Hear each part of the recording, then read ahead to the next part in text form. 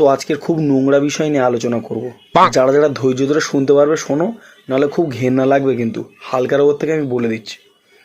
তো কথা যেটা হচ্ছে কিনা যে তোমরা এইভাবে ডিপভাবে কোনোদিন চিন্তা করে দেখেছো যে এই যে আমরা পাঙা দিই, পাঙাদ হয়, এটাতে গন্ধ হয় কেন?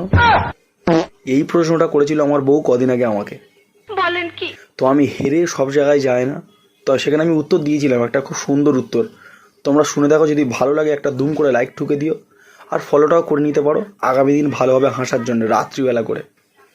তো মেন কথা হচ্ছে আমার বউ আমাকে প্রশ্ন করেছিল, আচ্ছা পাঁদ হয়, পাঁদে গন্ধ হয় কেন?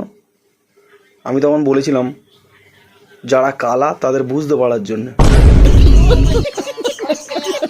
এবার তোমরা ভাবছো কালা আবার বুঝতে পারবে কেন?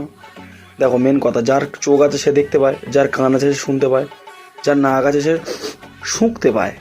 তো মেন কথা যেটা হচ্ছে, ধরো তোমার কান আছে, তোমার পাশে আমি ভোঁক করে একটা পাঁদলাম, তুমি শুনতে পেলে, কিন্তু যে কালা সে তো শুনতে পাবে না, সে গন্ধ থেকে যাতে ফিল করতে পারে।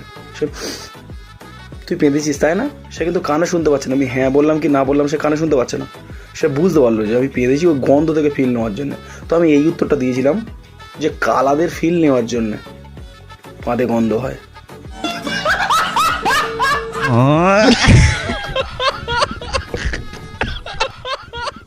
ভালো লাগলে দুম করে একটা লাইক মারো, আর ফলোটাও করে নাও। আগামী দিন রাত্রির 12টার পরে হাসাবো।